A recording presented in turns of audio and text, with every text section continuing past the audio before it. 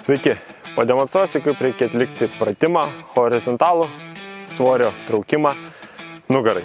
Tai atsistojom patogiai prieš treniruoklį, kojos tvirtai įremtos į žemę, atsiremiam krūtinę į atramą, įsikimbam į rankenas. Traukiam svorį link savęs, alkūnės keliauja link nugaros palei šonkaulius ir grįžtam atgal į pradinę padėtį. Traukiant, iškvepiam, grįžtam atgal, įkvepiam. Šis pratimas yra skirtas nugaros raumenims bei dvigalviai žasto raumeniui. Jeigu jums yra per sunku ar per lengva, galite koreguoti svorį. Svorį perkeliant iš viršaus į apačią jį didinam, perkeliant iš apačios į viršų jį mažinam. Tai būtų tiek.